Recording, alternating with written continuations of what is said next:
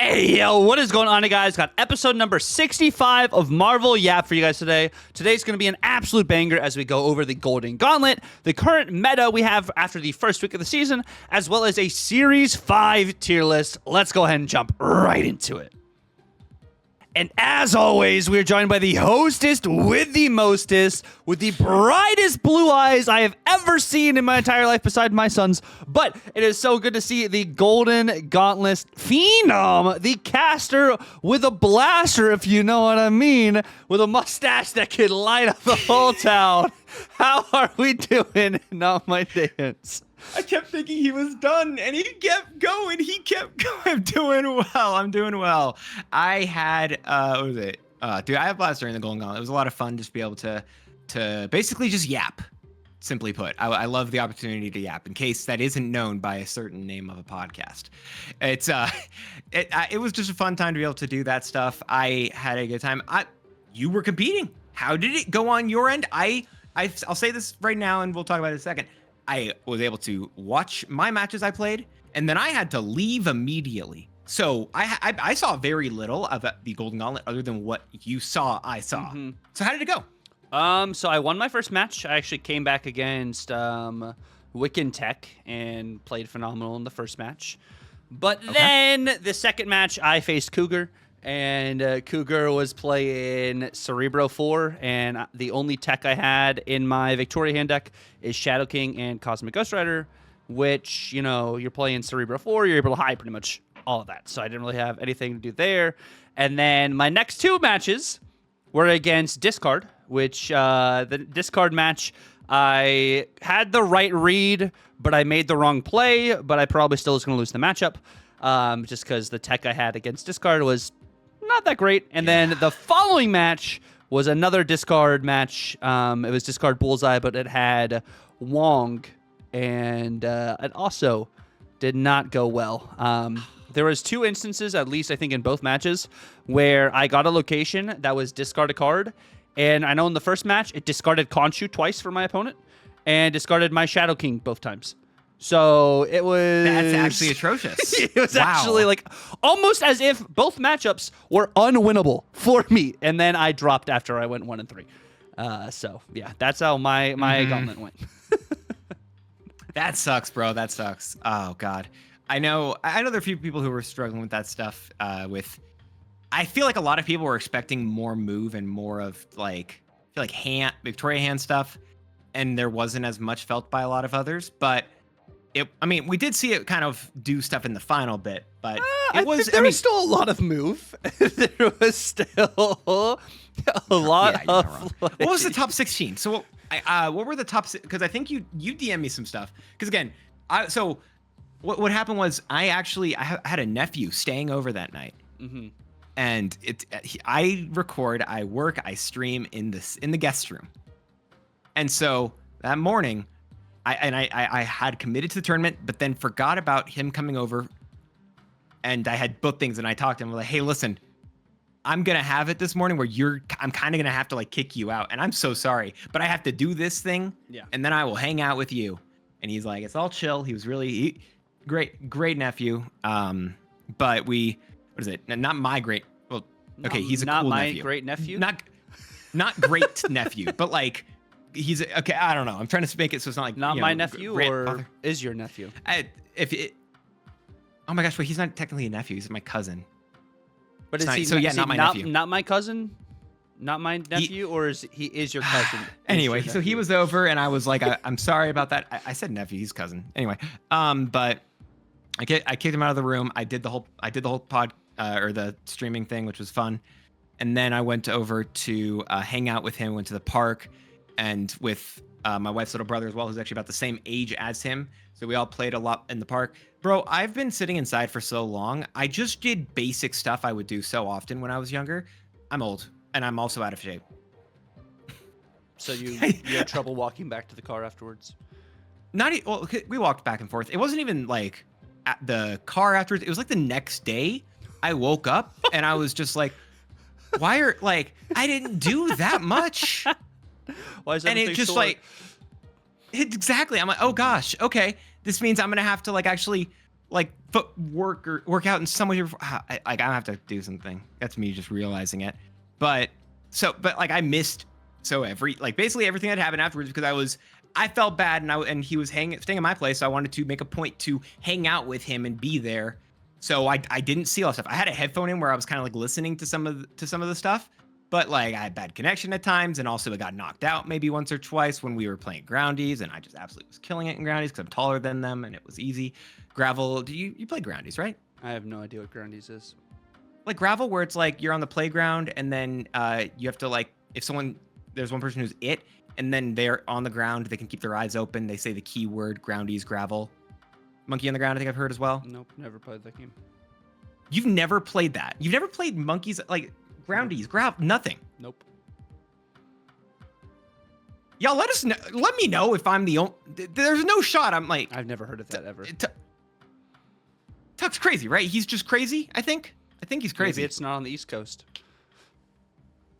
I don't know. All right, let me know if you've heard of it or if you haven't. But sorry, top 16. So like, what did the division look like? Like. Well, so in general, Dance, our topics for today are going to be the Golden Gauntlet, the meta and review, and then we got a Series 5 tier list. But to answer your question about like the top 16, I do believe there was like 5 move decks, 3 Arishims, and then a trickle of a couple other things. And then top 8, I think, was more move decks. I think maybe 2 Arishim decks. And then it was the Cerebro 3.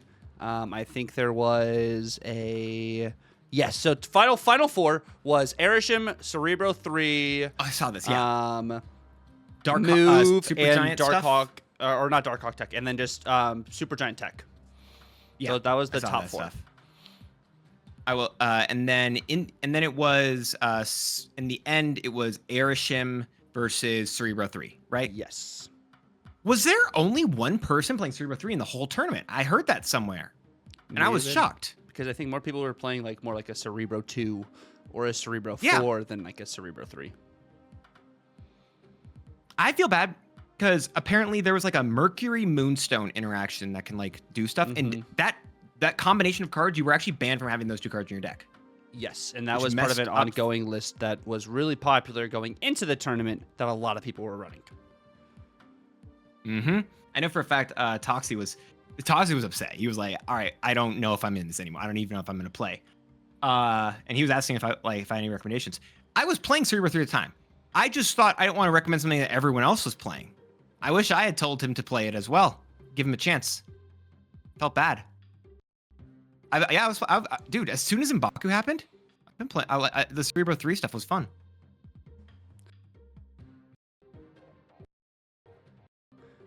Oh no! Oh, his mic's gone. Wow. Sorry about that, everyone. Unplugged my mic right there, so sorry. But we're back now. But I cannot put myself to play Cerebro. It's just too like. It feels kind of like cheese right now. I know it's like, well, location variance, messes up Cerebro, so there's that. But it's like the deck is just I draw Cerebro, I win. Like it's kind of like that. But also, counterpoint to your point, which is a fair point. What if you just remove location variance, you run Scarlet Witch and Quake, and that's just all you have to deal with, and you're fine. There you go. Just who cares about location variance at that point? And Nocturne. And Storm. Okay, well, you can't. How are you running Nocturne and Storm? Well, you're talking about just Cerebro 3. I'm talking about Cerebro big picture in general. Oh, yeah. No, like you legitimately do need to run. Like locations actually do completely kill Cerebro. Anyway, I will say, I know people are upset with Cerebro. I loved the fact that for one, again, I know we got the point of power. M'Baku won the Golden Gauntlet, and Arishim lost. M'Baku beat Arishim, and that's all that I know. And that's awesome for me. Oh my goodness. M'Baku, I mean, yes, M'Baku got value there, but like, can we just gentleman's agreement, GA, and remove Arishim from tournaments? That is just all I want. I think that would be Arishim removed from tournaments. Cerebro, I get Cerebro can be annoying to face. Maybe if the data suggested Cerebro goes back to +2 instead of +3. Who knows? And then Human Torch goes to a 3-1. That would be kind of... It sounds like you want to talk about the meta. Maybe do you? Is that what you're trying to say? Is that are you? Are you trying to say that you want to like look at the meta in review right now? I want to look at the meta in review. I do think the Golden Gauntlet it was awesome that it was super high intensity and super awesome like high competitive play because it's some of the best players in the world playing against each other. Like that's really cool. I just wish that maybe there was even more deck variants and stuff. But like when you're playing the best of best, you're going to be playing with the best decks possible. So like that's just what's going to happen no matter what. When you go into the Gauntlet, people want to play with the best decks in the game because they're, you know, like the best people in the world playing. And you're trying to win, you know? So like I get it. It's just like it was kind of also it was super competitive and also sort of boring. Like it kind of just felt like a mix of both of those things. I think there's a lot of stuff to potentially look at on that front. I think the thing I would agree with most was I'm trying to put it correctly.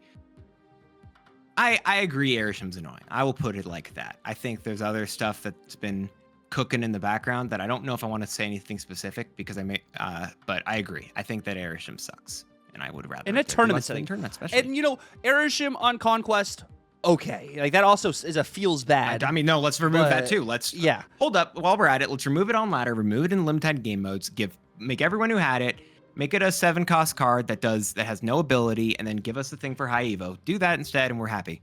Okay, thank you. Just completely make Airshim a random location. Is it going to be the 7-cost with no ability? No, make it so that it's just a 7-cost card with no ability. We thought that was going to be Fin Fang Foom. It didn't happen. Airshim becomes 7-cost card, no ability. Like 720. I don't care. 720. Nothing. Done. Just completely maybe 718. I don't know. Rework Airshim. I don't know. Name one thing bad with that idea. Name one thing bad with that idea. The token refund. There's no token refund for that too. No, you don't. Yeah, that's a different thing about that's not there. That's Marvel Snap. They say that there's no refunds when you get this. You're stuck with what you get. Okay. Now let's talk about the meta interview. Looking at what we have been having this brand new season. It's a brand new season of Marvel Snap. We had 4 cards release, as we do have the good old Superior Spider-Man. We got Man Spider, we got Spider-Punk, and we got Web Sling. Dance, how are you feeling about these brand new cards? I think that I've really been enjoying, I think, Spider-Punk more than I thought. I was much lower on it at first, and I talked about this. I was like, hey, I think, I said this, or I was like, okay, I don't see how crazy it is. Yes, it's a 3/7, but so I was wrong. I think the card's a lot better. I think it's just the fact that you can sometimes you're getting the additional value of actually hitting their cards, but at the same time, it is just gets points, especially with the extra movements that you can do. It just gets more points, and I think it matters a lot more. So I personally am enjoying it. Yeah, no, I am genuinely enjoying Spider-Punk as well. I think this card's got a lot of really cool potential. I'm liking the Hydra Stomper value post the OTA as well, going from a 3/3 or 3/2 to a 3/3. Hydra Stomper feels fun in actually some of these lists. That 1 point of power isn't crazy significant, but I feel like I'm playing a lot more movement cards like right now, and I'm playing more of that mid-range move I was already having more fun with before the season started, opposed to playing all the torch move. And Spider-Punk's a really nice addition as another just great scaler in that. I also own, and I talked about this in my video this past week, I completely own, I was 100% too low on Man Spider. Man Spider is phenomenal and probably is the card of the week from this past week when it comes to just what all this card could do, raw output. And when we talked about the OTA last week with Husky, we talked about Penny Parker, and we're like, this Penny Parker change, Penny's just bad. Yeah. Actually, Penny, with the new merge mechanic, which they had updated, I believe, recently, is actually really solid, especially with Man Spider, because the way Penny can work with Man Spider too is when Penny merges, that's her ability, she gives you extra energy on that next turn. So if you Penny into your Spider onto Penny, you can play Man Spider on 4, and then it merges, Penny merges again, so you have that extra energy on 5, so you have 6 energy on 5, opposed to having to do the Luna ramp and stuff. Like, there's a lot of cool, fundamentally cool stuff you can do with Man Spider, as well as when Blob absorbs Man Spider, blob then doubles. So there's a lot of new merge stuff happening. Agony got value too. Like, it was just a cool week. Of course, we're in a super greedy meta right now. So like the first couple days you were seeing a lot of this, and then everyone and their mother started teching in Shadow King. Okay, so that's one of the other things I was gonna say, especially in terms of like, I know this is Golden Gauntlet stuff, but one of the things like I guess was like, he has like this little word cloud he does, right? Of like what the most common cards were inside of each one. Shadow King was the most popular by far in terms in this most recent one. Yep. And I know we're not doing it this way. We're not doing it for a second here, but Shadow King, am I crazy to say it should be a 3/3 still? Yeah, I don't think Shadow King needs a nerf. You don't think it deserves a nerf? No. Not with what we have right now in the meta. I think its popularity is something to keep note of, but it's definitely like a necessary evil. If its win rate can like skyrockets and stuff and cube rate, then I think that. But I think there's a lot of stuff that needs to be messed around with first. I think like this card needs to be around, especially for move. So like I think Shadow King is okay as is for now, but definitely a question we can pose a little bit later, maybe in the season, when we talk about the way the meta shapes up. Like, I think that's something we could totally have on the agenda, but I don't think it's something that needs to be on like the forefront opposed to some other things. Yeah. Well, to be fair, right, I do think that there are some cards that are scaling a little bit too much. And I don't believe Man Spider is one of them because, again, it's a really greedy card. Yeah. I know I've seen people be like, all right, Man Spider should get a nerf, make it a 6 cost or whatever. I don't think so. Honestly, I feel like the card's probably still fine. It really forces you to go all in on a singular thing, which just, I don't know, makes Shang-Chi, makes Shadow King, makes like Cannonball stuff, like a lot of cards so much better. Cosmo, the amount of Man Spiders I've stopped with Cosmo, and then sometimes they get me with Man Spider, and I'm like, all right, you've won. I can't do anything. I will just retreat here. Yeah. I do think that this card, it can ramp to big numbers, but I don't believe it's a problematic way. So yeah, that's a really fair thing to say where it's like, yeah, other things are ramping and it's a necessary evil in that way. I wouldn't mind to see both. I personally would probably not mind to see either both or, one of them coming into that regard. But also with that meta in review, right? We're seeing a lot more of these movement cards. Web Sling's even getting some play as of now, which I do think is a really cool thing. Web Sling's a fun, interesting, just interesting enabler, I think is the best way. And really, like, I love now we have basically 4 different like enablers for move as a 1 cost. And I think all of them have a really distinct identity, and I love it. And I think Web Sling, potentially of those 4 movers, might have the most flexibility out of those 2. And it's in more than just a regular move kind of torch, Red Wing kind of shell, like, because you're seeing this in those Horde decks. You can see this in potentially like a Werewolf by Night deck. I think because it's a skill, it allows it to be a quite more versatile. Just in the sense that you can use it for a different option to get out of lanes. But while it's more versatile in those decks, it is just a placeholder for Deafening Chord later in the season.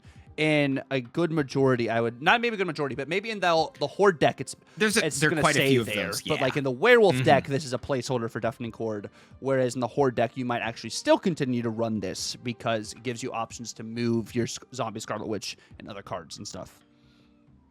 Yeah, I agree. I think that Web Sling's awesome. I love what it can do. I really feel like, and this is one that I heard from, who was this? I think I saw Cam Best talk about this, where he said it's difficult for the separation between like the high level gamers and people who are just in the general populace, Marvel stuff, like the toilet gamers basically, which isn't saying they're in the toilet. They're playing when they're on the toilet. Yeah. Looking at cards like Human Torch, being like, okay, cool.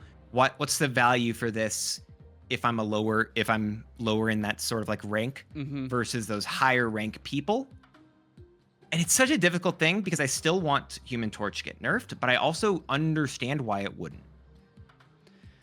I mean, it's still, even if you're like a toilet gamer, I think you can understand that Torch is going to scale incredibly vertically more than a lot of these other cards. And I think if they don't nerf his power, they nerf the amount of times you can move him in a turn, which also would be good for toilet gamers. The more casual players, that's less math they have to kind of keep in mind and stuff too, if he doesn't double more than once per turn or something like that. I think if they had a limitation there, that could be interesting as a potential feature too. I think I would like to see, And sorry, we're going to like OT things, whatever. But like, I feel like I want Vulture to get +1 whenever it moves more. I want Dagger to go to 3 cost and go similar to our old ability. And I want Torch to go 2/2. You want Torch to go 2/2 and Dagger to go to a 3 cost? 3 cost, like make her 3/3 +3. +3 Maybe 3/2 again? +2. I think you make the +3. It's like it's still a big card, but also I don't know. And you said Torch 2/2 doubling? Yeah, Torch 2/2 doubling, but put it back to basically what it was for the 1 cost. But then, actually, I guess it was still too good then. I don't know. Maybe it's 1 more expensive. I just don't know. I want Torch to get a nerf, but maybe 2/2 is wrong. I do think it's weird. Torch? I've already talked about the weirdness of it. If you do that, I think the card's just completely dead, and I don't think they want that. You think 4-cost Torch would be dead? I don't know. I believe so, truly. And I don't. And for what's worth, the thing I've liked the least is the thing where it's like, okay, make it once per turn.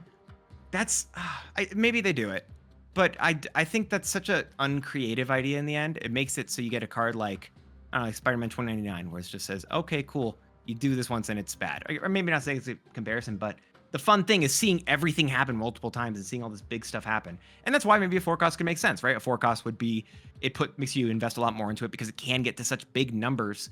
But I don't know. Dude, it moves just such a weird deck to balance. I don't envy Second Dinner.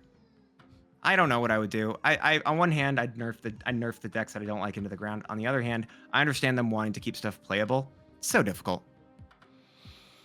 Yeah, I think there's a lot of stuff going on there. Another difficult thing we should talk about is I think Superior Spider-Man's in a difficult spot at the moment.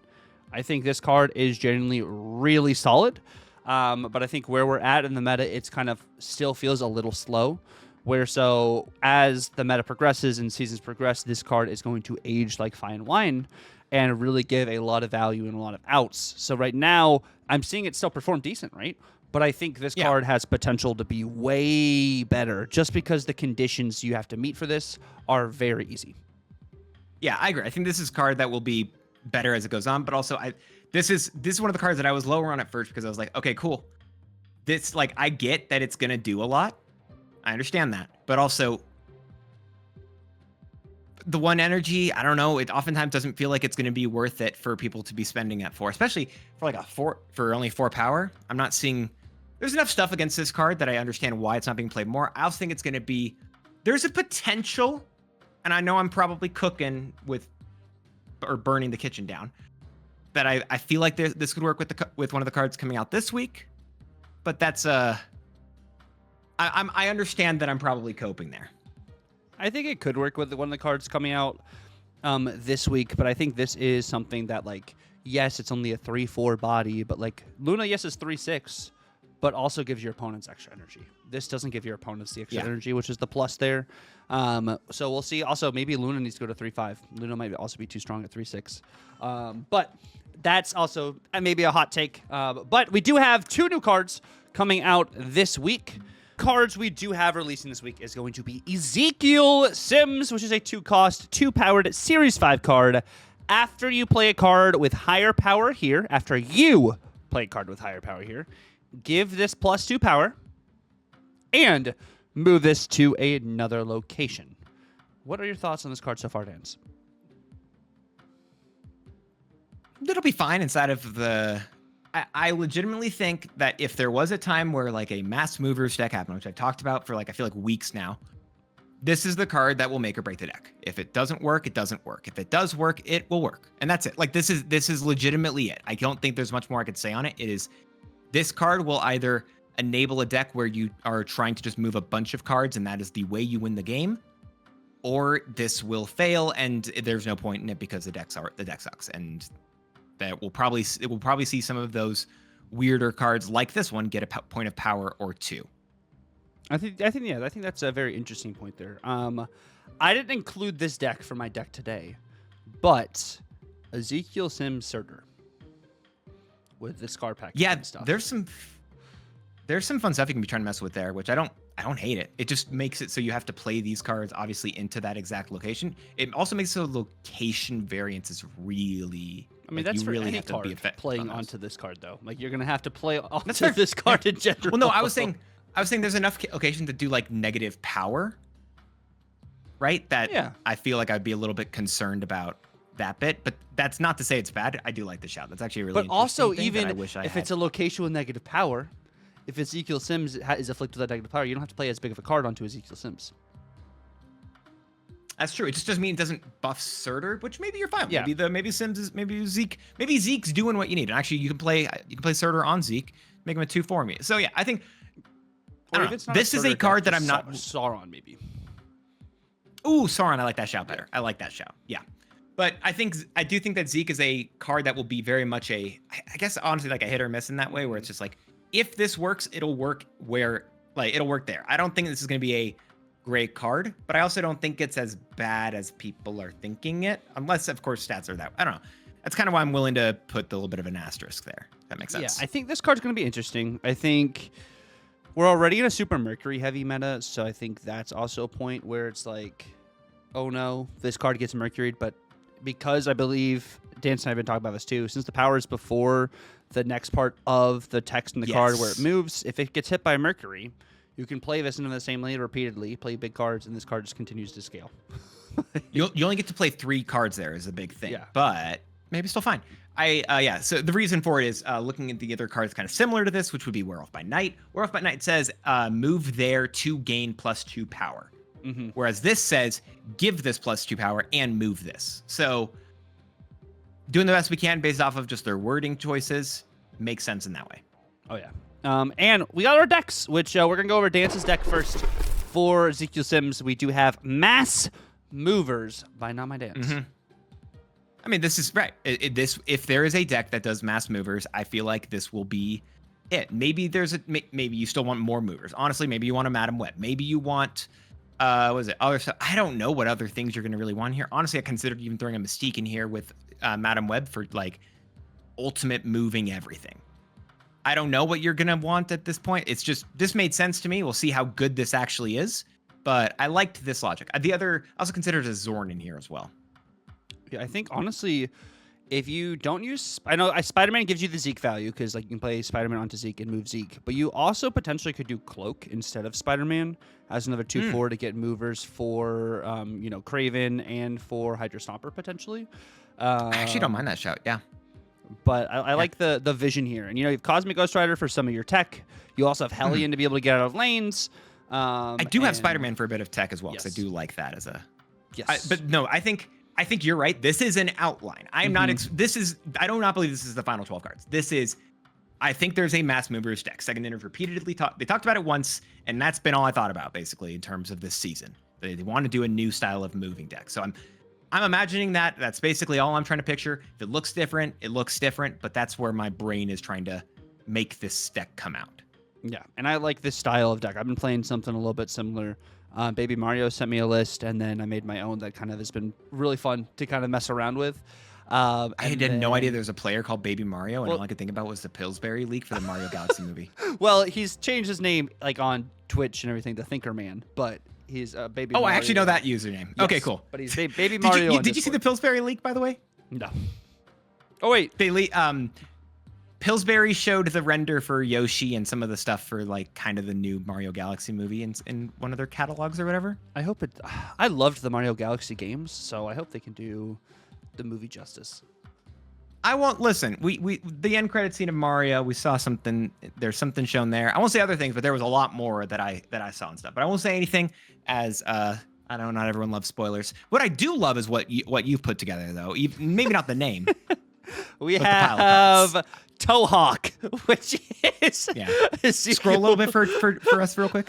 Ezekiel Sims. Thank you. Darkhawk. Keep scrolling till we don't see the name anymore. Is what I ask. Just keep. It keeps.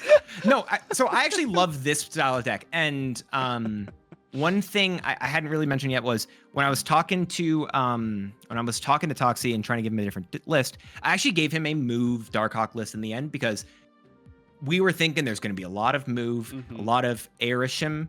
And so it was like, okay, what if you do something with these cards? And it had similar stuff to this, not 1-to-1, but it had worked well enough.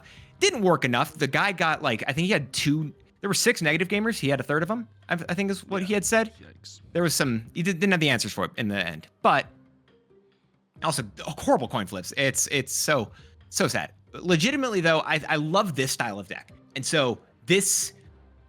I hate the name. I love the deck. I keep looking at the name. And trying to say something nice, and then that just shuts my brain off entirely. I love this style of deck. Again, not the name. Which honestly, you probably need. Well, actually, since you're not running Stomper in here, you don't necessarily need Silk. Of course, your movers are Zeke, Captain America, Sam Wilson, and Hydra Bob. And Mercury, so you have those to be able to trigger your Miles. You, of course, have Mercury being able to move, and, like, your Sam Wilson shield, like, Terex, and, like, for Terex value and stuff, kind of set up for later Darkhawk lanes. You also have Cannonball as a tech card if you want to do some Merc Ball stuff. And then Cassandra Nova onto Ezekiel Sims, more often than not, it's going to be bigger than Zeke at a just 2-2. Even at a 2-4 sometimes, you have cards like your Miles Morales, then they Cassandra Nova and Cannonball and stuff to be able to move Zeke couple times. I think you can get Zeke probably potentially up to 8 power a few games, I'd say, in like a set of 10, which I think is really nice because a 2-8 is really good. 2-6 I think is probably that more optimal line you want Zeke to be at, but if you can get anything past that, I think that's where you get some really good Zeke value. Yeah, I feel like I don't love the Patriot and Juggernaut, even though Juggernaut is a good card. I feel like those are the two cards that I take essentially most issue with in terms of the way they are working. One of the cards I liked in the other versions of this list I've seen and that I messed with was the Mystique, but you can't run Mystique if you're not running Stomper. I don't know. I do like this style of list. There's a bunch of stuff in here, and I think one of the things that I was talking again with Toxie when we were doing a list similar to this, he's like, I wish I had a room for a Juggernaut. I wish I had a room for a Cannonball. It didn't work, but maybe this would be the list where it fits. So I'm down. Or you take out Patriot if you want better value for Zeke. You put in Lizard. That would be like the swap there. Oh, are you, or you get the Silk, but you don't have Batroc in this list. Since I don't have Batroc and I'm not running Stomper, you don't necessarily need the Silk. You know what? That's what I would do. Probably the first thing I'd mess with if I touch this list would be taking out Patriot, Jug, and Cannonball and doing those 3. But I do think that's. I'm not saying it's right. I'm saying that's what I would do. But I like the Cassandra Nova as well as another good enabler for Ezekiel Sims. That feels very solid. And then Darkhawk's just a very cool card. Yeah, lot of options here. But guys, we have another card releasing this week as well. Besides Ezekiel Sims, we did not make any decks. Spoiler alert.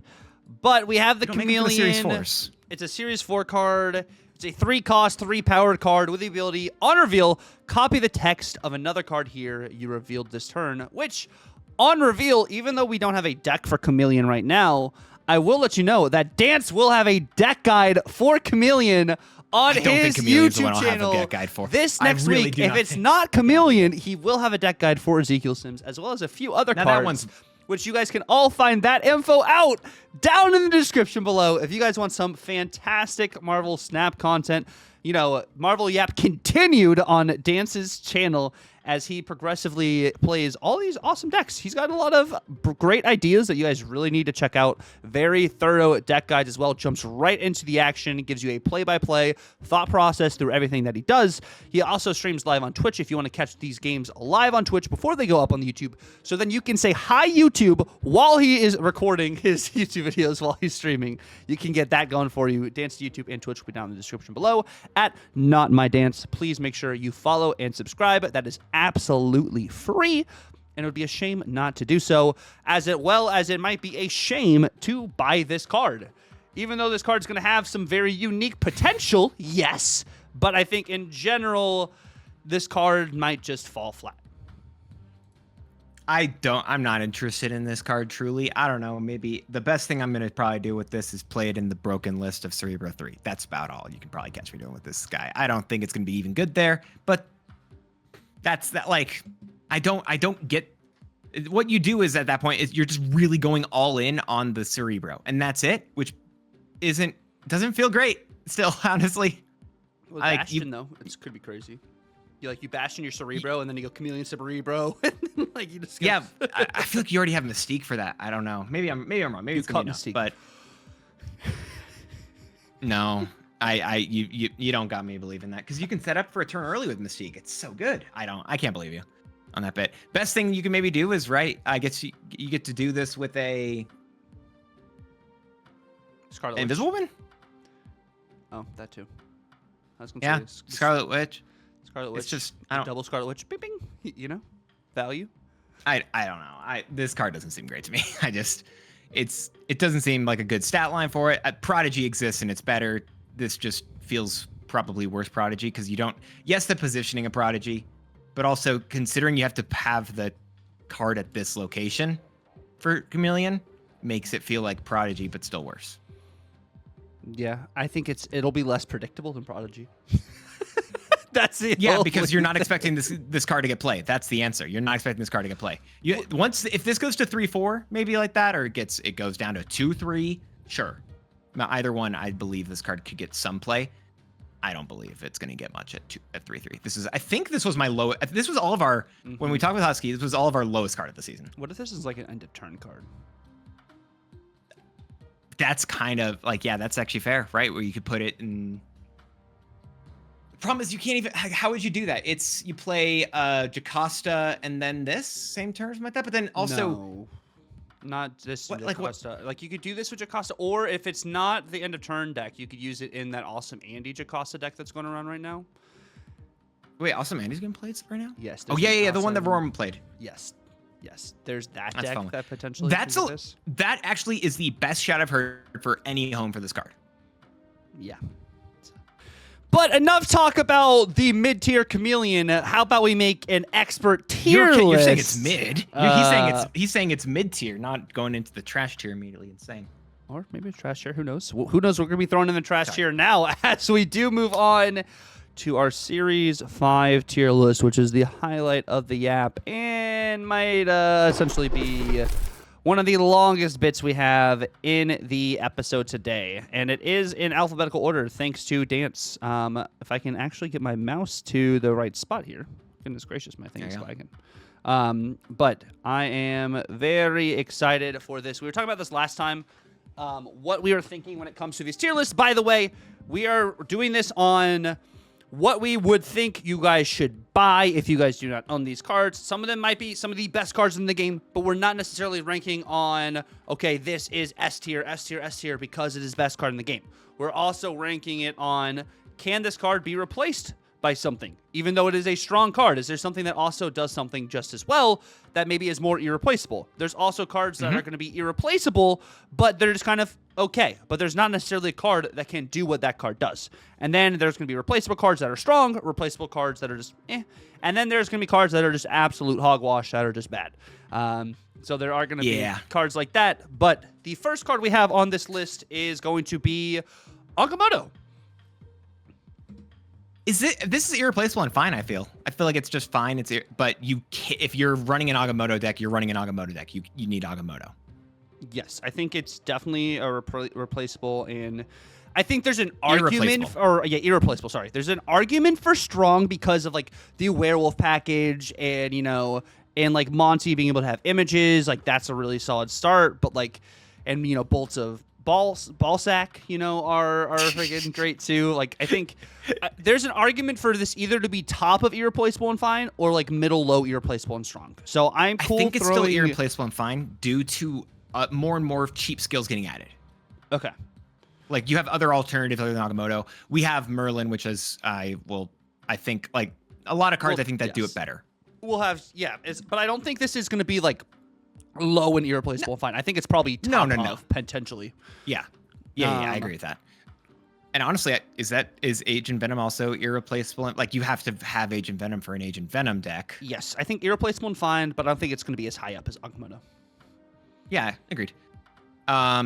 Ajax is irreplaceable, and then I think this is strong. Yes. I would still say like it's not in a bunch of decks right now, but I do think it's still strong. Yes, still the Wiccan Affliction deck is really solid. Even if you're not doing Wiccan Affliction, there is still the just Domino version to help you get better draws for your Malekith. That gives you options in general there too, which I think is very solid. Now, I'd say irreplaceable and strong for sure for Ajax. Eliath is an irreplaceable and strong card. I think it's replaceable and strong. Unless I don't know, do you need Eliath for the only time I guess it was like super giant stuff, I guess, maybe, but like it's not even used in a lot of those decks anymore. I feel like it's just basically for Erisham at this point. I feel like it's just a replaceable and strong card. It's still in Maybe I'm one wrong. of the good versions of the Darkhawk Sugi list. It's still in one of those. Mm-hmm. But I'm really only seeing it in that. I'm seeing it sometimes in Wiccan, but not all times in Wiccan. Sometimes they're going just more into that First Steps Galactus and Cosmic Ghost Rider instead of Goliath kind of situation. I think it could be replaceable and strong. There's not, like, I know we said this last time, is like we can't necessarily do the argument. There's not a 1-for-1 kind of thing. If this was still a Goliath that destroyed the cards that were unrevealed, by these. it would be by Cool. these. This is like one of the first times I think we've had in a while where there's an argument that this could be in either 3 of irreplaceable strong, irreplaceable fine, and replaceable and strong. But I think right now it's kind of more of irreplaceable and strong, just where we're at in the meta currently with how power heavy we are. Being able to fight for that priority is going to be more difficult, where I think this is where you replace this with a potentially bigger card or a different tech piece in order to subsidize not being able to fight for that prio to do the Goliath. Yeah, I think I agree with that statement as well. Anti-Venom is also replaceable and strong, but I think better than Goliath personally. Yes, I'd say right now. I think there's no Mobius right now. Like, this gives you just that unknown factor. Your opponent doesn't know exactly what your zero-powered card, zero-cost card's about to be. I like that. Replaceable and strong? Yes. For Aranya? Aranya is replaceable and strong, but I put it above Anti-Venom. Yeah. I agree. Ares is replaceable and fine, I think. Yes, replaceable and fine.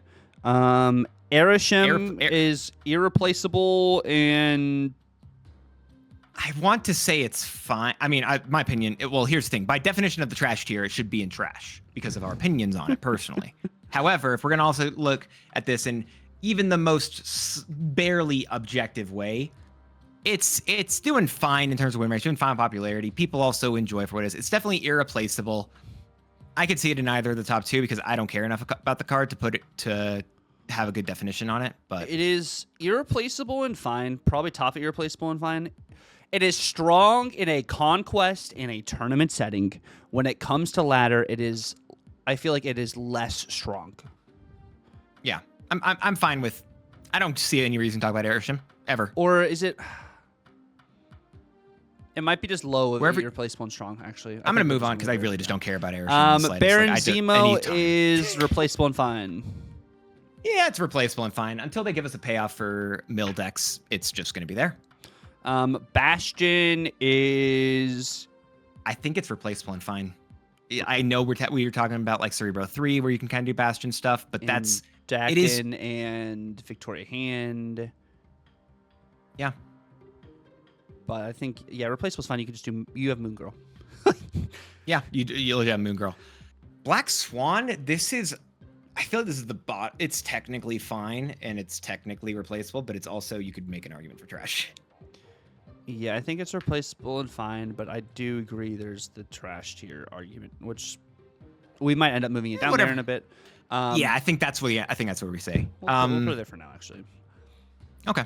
Blink is it irreplaceable or is it? I don't know how. It's irreplaceable. Okay. Irreplaceable and fine and. I definitely think it's worse than Agamotto. Yes, I think it's better than Agent Venom, but worse than Agamotto. I don't know. I don't know on that, but I'll leave it. Brucey's come into his own. It took him a bit.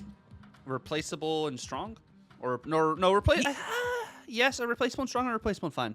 Replaceable and strong, I think, is actually honestly, I'd agree. Yeah. With which? It's end of turn decks. Okay, so. No, but I said irreplaceable and strong or irreplaceable fine. He said, honestly, I'd agree. I'm like, wait. Oh, I missed the fine part. I think it is replaceable and strong. Okay, replaceable and strong. Gotcha. Bullseye. Irreplaceable. Is it and still strong? Yes. Okay. I mean that the question was never that there was one part that wasn't in question. I mean, the dock and deck can scale well. Cosmic Ghost Rider exists, but you're playing around Cosmic Ghost Rider at this point with Bullseye anyways. Mm-hmm. It's I'm fine with I'm down with it. I don't care. I think I think I might put it above I think it's better. Agamotto. I put it above Agamotto, irreplaceable. Actually, I think it's better than Airsham. Maybe that's just my own personal bias there, but I just... Is it better than Ajax? No, I don't think so. Especially not with next season just getting even more payoffs for just Affliction stuff. I mean, for both these cards next season. True. Yeah. There you go. So it's going to be even better next season. Confirmed. Kyera, this trash. is actually... I think it sucks, but I think Kyera's trash. Yeah. Kyera's trash. Carter's replaceable and strong? I might argue she's irreplaceable. She's not... Okay. Irreplaceable and fine? No, she's definitely... I'm saying strong. I think she's strong. Straight up. Especially in terms of those ongoing lists, like Moonstone Carter is insane. Okay. So right below Aranya? Yeah, I'll leave it like that. I do think Moonstone's probably going to fit probably very similarly to Captain Carter. Maybe I don't know. Maybe Moonstone's irreplaceable. Maybe I'll die on that hill. Cassie...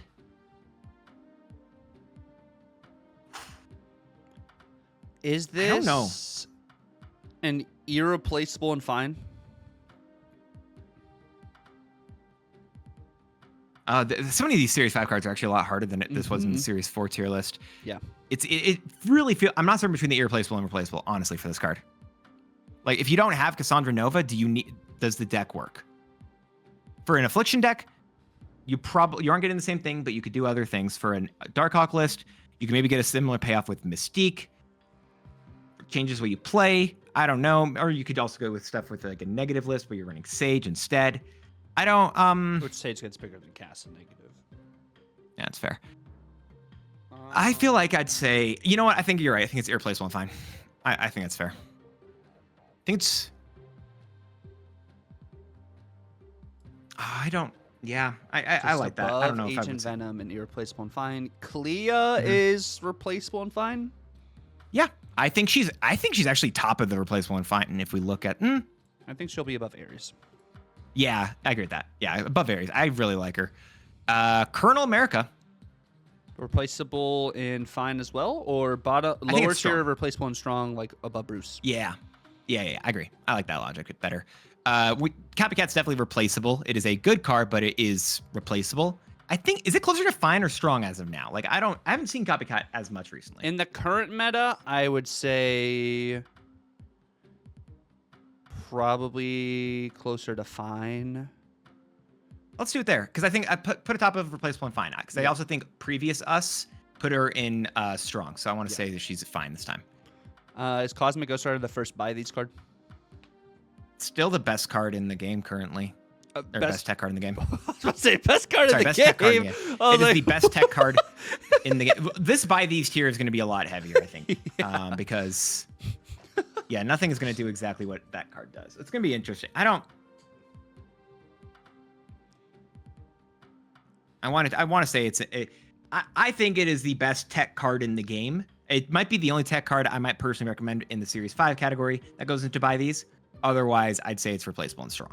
Cosmic Ghost Rider and Shadow King are neck and neck for, like, top tech card. We had Mercury in the Series 4, so we're fine. Oh, that's true. Yeah, Mercury's probably there too. Diamondback is... replaceable and strong? Replaceable, strong. Above the fart, I think. Above the fart and anti-venom. Okay, yeah, I like that. I don't think it's better than Carter. Doom 2099, is this trash? I've actually seen it getting numbers. I think it's bottom of irreplaceable and fine. Irreplaceable and fine? Irreplaceable and fine, yes. Like, legitimately, you would need Doom 2099 if you want to run a Doom 2099 deck, but it doesn't mean it's a good card. And I also say it's fine because Doom 2099 sucks when it's good. So I don't want to say it's trash because then that would mean we think it should get love. I don't believe that. I just don't think it... I mean, like, yes, for a Doom 2099 deck, you need Doom 2099, but, like, this card just doesn't, like, need play at all right now. Like, I think you just play other stuff. Like, the deck you would play this in is your Legion Lockdown deck, and you're not playing this in your Legion Lockdown deck. You're not wrong. If you put it lower, I don't hate it, but I also don't want that to mean that we think it should get more love. No, I don't want this card to get more love. This card's also boring. That Legion Lockdown deck is so cringe. I've said that like the past 3 videos. That Legion Lockdown is cringe. Now, we talked about this. I don't know if we talked about this during the Yap or if we talked about it just us like offline. But one of the things that we said was we should, especially considering now that they're doing like, it seems like they're running into a cadence of doing 2 LTMs per month at least. Dormammu has been amazing in those LTMs. Yes, I would be okay with an irreplaceable and fine Dormammu, I'd say. I don't know if he's... Oh, I actually thought it was replaceable and strong. Or replaceable. Well, I guess it is just a Dormammu deck. I mean, I think... I think it is irreplaceable. You're right there. Yeah, irreplaceable and fine. Like, this card... If this card gets strong, though... I think it's better than that. Think it's better than Agent Venom? Oh, definitely, yeah. It's not better than Cast, though. No. Okay. Elixir is... Good boss calling. Next, we got Elixir. Is this just a replaceable and fine? I don't think it's trash. So it has like a really bad win rate, but I actually don't mind the card. I think it's actually probably like above 2099 is probably where I'd put it. But I also, again, we're being too harsh on Ares. I think Ares is better than this. I just realized like putting Ares next to Elixir definitely is. It's used more often. It probably should be maybe even in strong now that I think about it more, but I don't like the card enough that I think I'm fine with just a little bit higher. Maybe we'll put it above Clea. Yeah. What about Esme? Anyway. Esme's replaceable and strong? It's just negative, kind of, I guess. But also, yeah. Agent Venom a little bit. Stuff. Yeah, probably replaceable and strong. Or is it replaceable and fine above Copycat? Yeah, I like that better. Okay. I feel like that's safer. Isan. Isan's actually being played, which I think is amusing. Irreplaceable. It's being played. Fine? I don't think it's irreplaceable. Replaceable. I think it is actually just. I think it is just replaceable and fine, right? Like it's being used additionally inside of the Hela and like Airshim lists, and that's it. It's not. It's like I understand what it's doing. It adds a little more, but it's also like I'm not gonna pretend like the card's amazing, but I also don't think it's as bad as we once thought. I feel like that's actually it. I honestly agree right there. Maybe right behind Clea. That's fine. I don't know. I don't hate either spot. Fallen One is it is irreplaceable and fine. Yeah, it's probably below, I think, Dormammu. Agent Venom just isn't seeing any play anymore. Otherwise, I'd say it was better. Yeah, I think these are like interchangeable. So like this tier right here is kind of interchangeable. If like, Agent Venom went to a 2/3, it'd be played in Cerebro 3 at least. I don't know, but like that'd be interesting. I know you don't love Cerebro anymore, but I'm like, the card isn't played anything at all anymore. Yeah, I mean, it was 2/4 Cerebro. Could you imagine if this was still 2/4 plus 4 and it had been Cerebro 4 card? Or set to 4. Oh my gosh, yeah, that would Oh my gosh. I'm glad we're not there anymore. I'm so glad. Fenris Wolf is irreplaceable and fine, but it's just like a meta-dependent kind of card. Yeah, I guess that's probably it. I don't know if I would say the irreplaceable bit, but yeah, I do think it is fine. I guess, like, you don't need the Fenris Wolf. Like, it benefits in those lists, but I don't know if it is irreplaceable. So replaceable, maybe replaceable and fine right now. There was a time where it was irreplaceable, but now at a 3 cost, it's more replaceable. I think that's maybe a fair place to say. Yeah, I think it's probably. I'd say it's above Cleat. Is it not? Yeah, I guess that could be. I guess it's probably good that spot. Yeah, Fenris is probably right above Doom 2099. Sure. Firehair, irreplaceable. Pause again. Gosh damn it. Yeah. We got Firehair, I think is an irreplaceable card. Maybe irreplaceable and fine. Is it just fine? I want to say it's strong, but you're probably correct about just being fine. I mean, when it pops off, it goes crazy, but like I think it's irreplaceable and fine, and I think it's like above Cass, maybe above. I'd say it's above Blink. I'd say actually, you know what? I think it's top of irreplaceable and fine. Straight up. I'm fine with that. Maybe this power level is not accurate there, but listen, it's fun, cool. Next we got Frankie Ray Nova. Frankie Ray is replaceable fine? Replaceable strong? It's replaceable. Is it? I think it's replaceable and fine. I don't know. I'm not seeing it like I'm seeing it in more lists, but I also don't think it's as incredible. I think it's probably right. Yeah, I'd say it's like right there between Clea and Ares. Yeah. Frigga is so.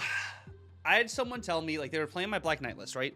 And instead of Frigga, they're running Moon Girl instead.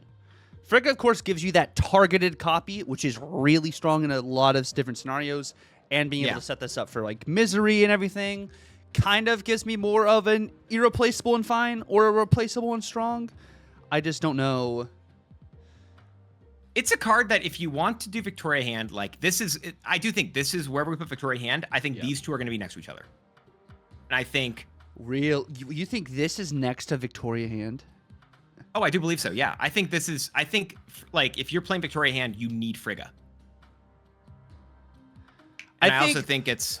I don't think they're going to be side by side on this tier list, but they might be close in because I think Victoria Hand is going to be in a tier above Frigga.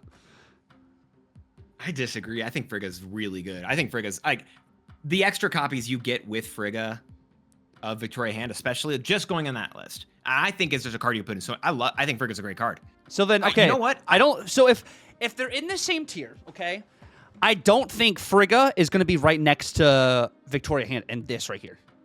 You know what? I think I'm thinking power level, and I'm realizing this now. I think Frigga is replaceable and strong, and then Victoria Hand is irreplaceable and strong whenever we get there. Okay, and I think that's reasonable. I think they both are strong. Yes. Yes. Yes. Like if it was just like if we were just going based off of like, you know, whatever levels like arbitrary levels that some people do where it's just like good like A B C whatever, like it's that. But I actually, if it's because we have a little bit more nuance here, it is replaceable and strong. Yes. And spoilers for Victoria, we'll get there when we get there. Yes. Galacta has changed a lot. Galacta used to be like a buy these like insane. She still is good, but is this? She's replaceable and strong. Yeah, now just replaceable and strong. Is she above Carter? I think yeah. I do think she's above Carter. Yeah. Is she above Frigga? No. Okay, and Frigga's below Aranya.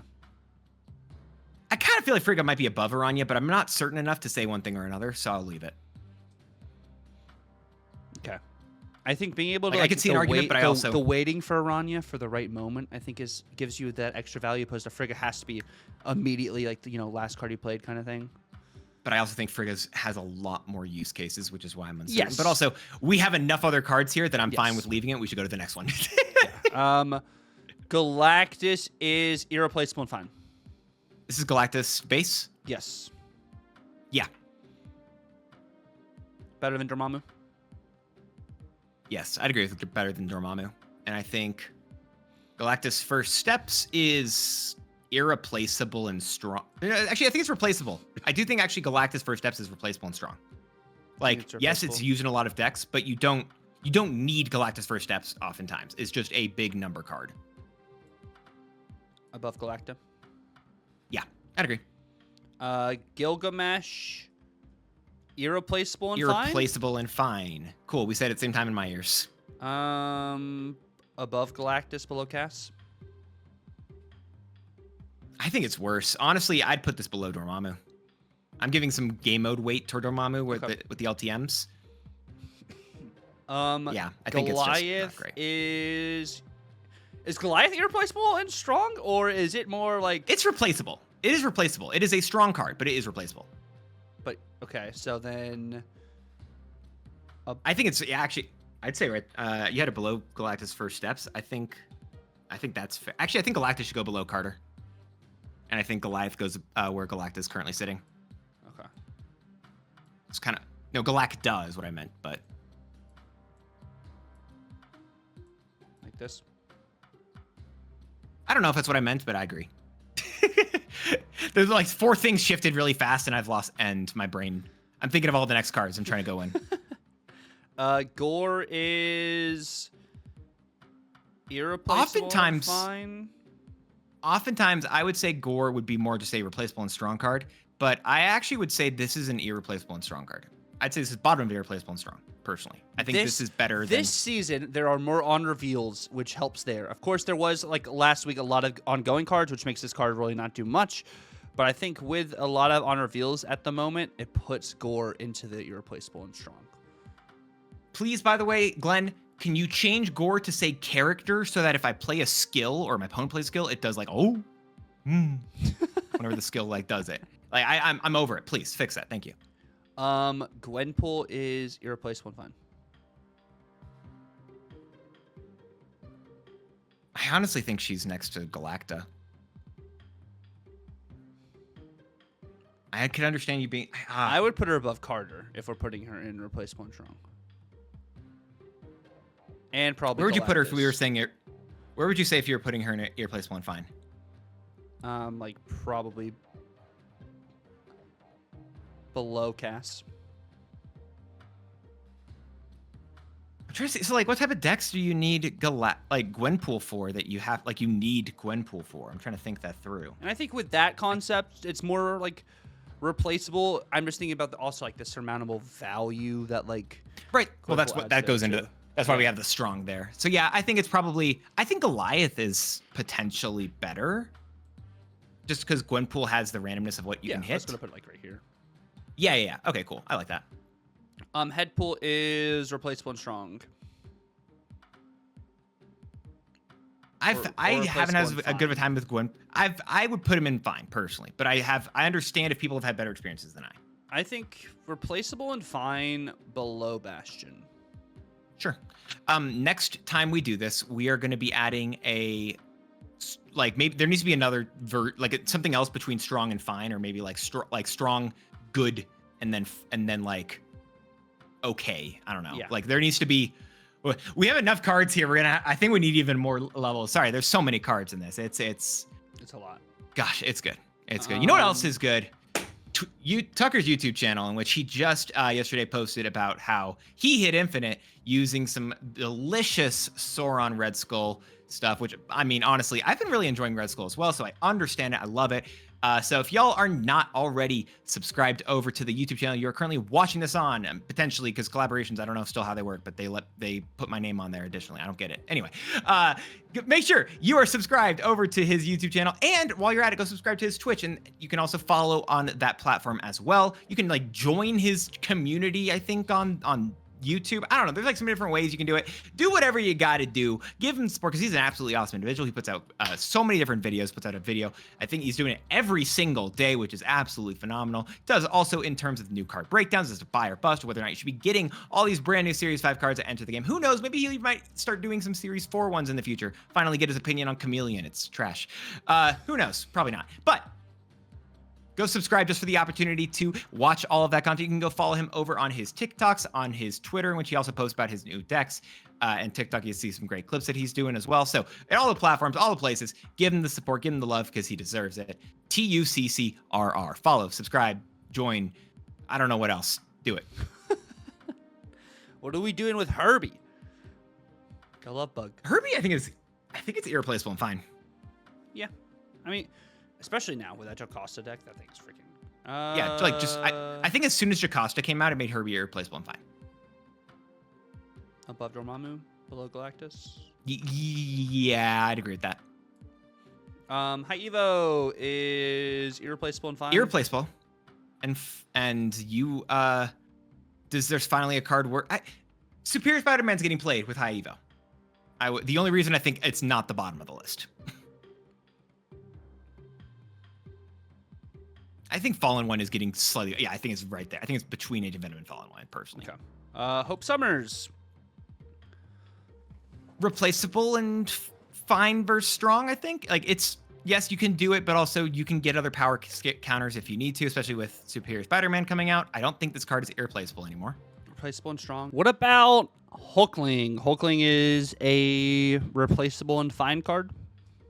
I feel like I felt worse about it, but especially in turn, like we've just been seeing more and more use case out of Hulkling. I think it's probably replaceable and fine. I think it's, honestly, I'd say it's better than Frankie, personally. Like I'm a Hulkling truther. I've ebb and flow. I ebb and flow, but I actually think it's come into its own. I don't believe it's going to be truly a good card until they make Taskmaster a 5 cost. Yeah, that'll be the day.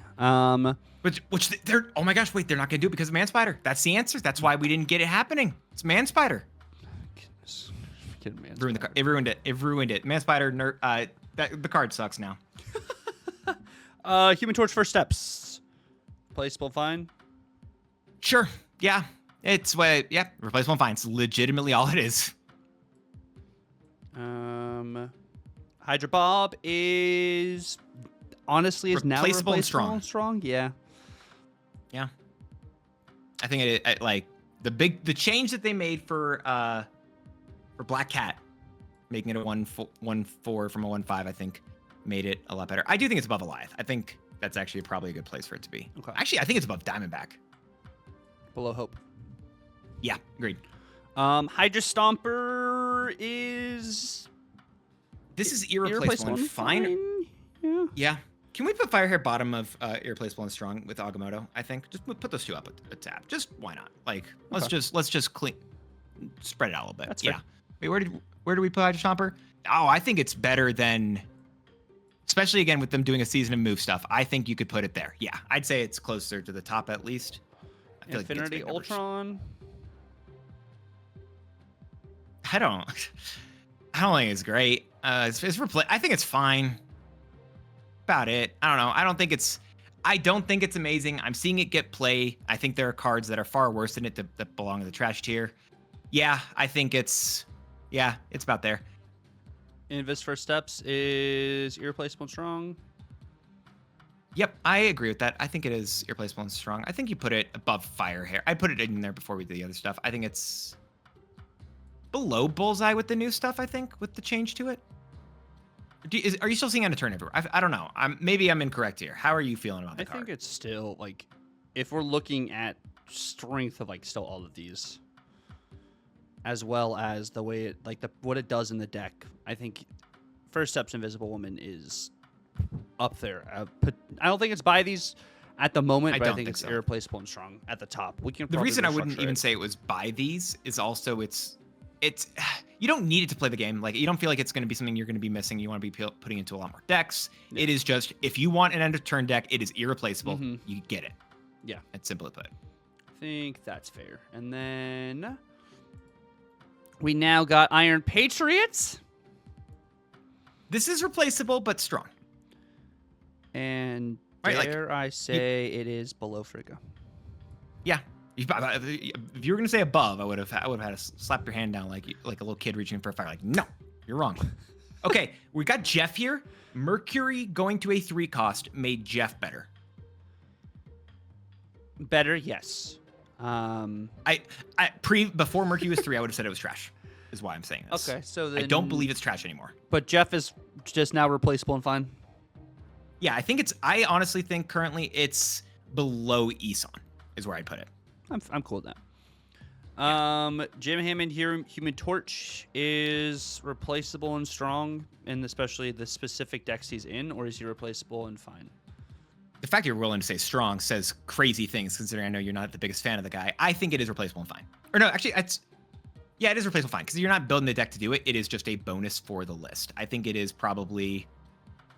it's around Clea. I think Clea is a great place to put the card. I can see the value of this card. I don't own this card and I don't play this card, but I can see how it's not trash, is what I'm saying. This is new information. I was worried we were gonna have a fight here. No. But like this is revolutionary information to me that you even felt this way. Joaquim is replaceable and strong or irreplaceable and fine? I think it's gotten to a place where it's irreplaceable and fine. I actually would argue that like he's coming to his own. I think it's around the Dormammu Herbie level. I don't know where, but I'd agree it's in that section. Okay. Jocasta is by these? I don't think so because of purely if you need the end of turn stuff for it to work. I understand. You don't need end of turn cards just to make this work? Okay. Also, on my free-to-play account, I have Jocasta. I have nothing to use it with. This is not a card that if I'm someone looking for new cards to get, if I'm someone, I'm saying buy Jocasta. No, like this card sucks currently for me as a free-to-play player on that account. I think this is top of irreplaceable and strong, but I do not believe this is a card I would say buy these for. I think the argument that it's just an turn is completely wrong, but I will go. That's with fair, but also irreplaceable and there's strong. not enough activates earlier on that For I think early tier players, yes. But if I'm recommending stuff like, I'm also imagining Series 5 tier list, first time getting these cards, like, okay, which ones am I really targeting here? Jocasta. If I'm targeting Jocasta and I don't have enough other activates, what am I doing? I think I literally looked at my account. I think I have Hellcow and Lockjaw. That's, I think, it currently. No, I got Aranya. I got 3. There you go. If you are an early pool gamer, it is not as good. But if you are closer to collection complete and you have something like an Omega Sentinel or like an awesome Andy and you have a Prodigy and stuff, like this card's value is to the moon. I agree, 100%. I will not argue with that for a second. I agree with that statement 1,000%. But that's why it's irreplaceable. Okay. Kahori is replaceable and strong, or like up there and replaceable. I think it's fine. Oh, I've had worse experiences with Kaori. I didn't think that she was going to be in the fine category. Like I didn't even think she's not trash at all. But yeah, sorry, I didn't think she was going to be in the strong category in the slightest. But that was the first thing you said, so I thought that was interesting. I think I don't know. Like I guess it's probably okay. I think that's a good. Honestly, I think she's worse than Human Torch First Steps. No. That's fair. I'll leave it such. But at least I'll say my opinion. What do you feel about new Kang? Kang is replaceable and fine. Yeah, I don't know. Like I don't know what you're gonna do with Kang. Otherwise, I have no idea where to put it in terms of power level. It's just like I don't know. It's Kang at this point. And then Kate is replaceable and strong. I would argue this is a buy these. No. It just opens up so much stuff similar to like what Nico. Spoilers. I'm gonna say Merlin should go to buy these. Merlin's gonna be buy these, which makes Kate not buy these. Interesting. Kate used to be a buy these, but then Merlin came out. I think they're both good for different things, and I understand that point. I think this is correct where you have it, where it's like second in replaceable and fine, or like top replaceable and fine. Like I think the card's good. Yeah, I think Merlin just added another tier too when it comes to like these buy these kind of cards. Like, the only thing is it just doesn't work with Victoria Hand with Merlin, which is why I still like it. But yeah, you're an early collection gamer. You don't have Victoria Hand. He's got me there.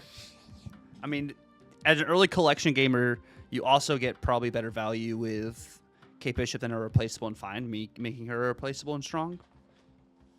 True. That's fair. Okay, I'm sold. I'm going to put her right above Colonel America. Can you put her above Goliath just so I feel better? Sure.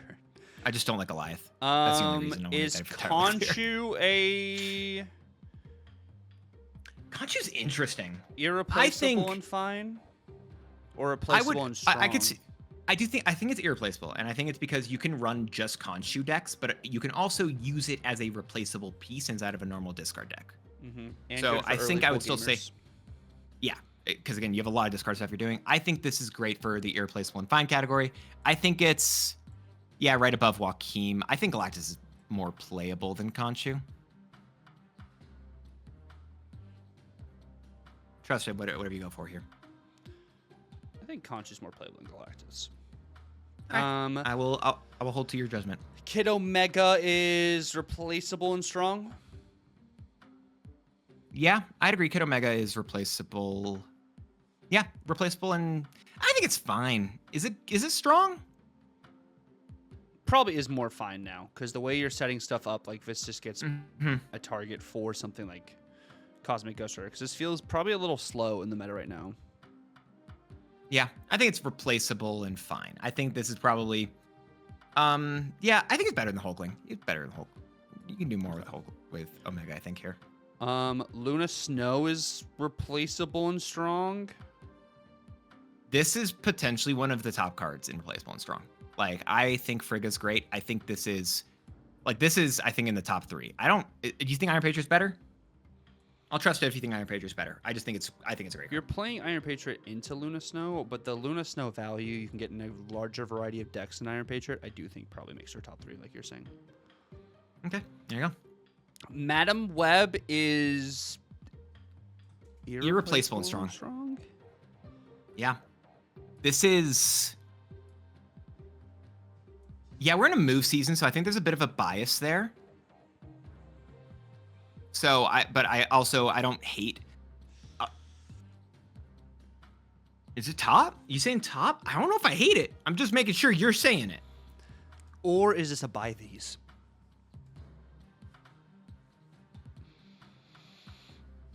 In 1 month, do you think people need Madam Web? I think Madam Web's going to be a staple and move indefinitely. So, but then it's like an irreplaceable thing more so than like you can just do a bunch of stuff. Like you need it. I think it's irreplaceable, but like you're looking at like that Stomper deck. The Stomper deck doesn't have to have Madam Web.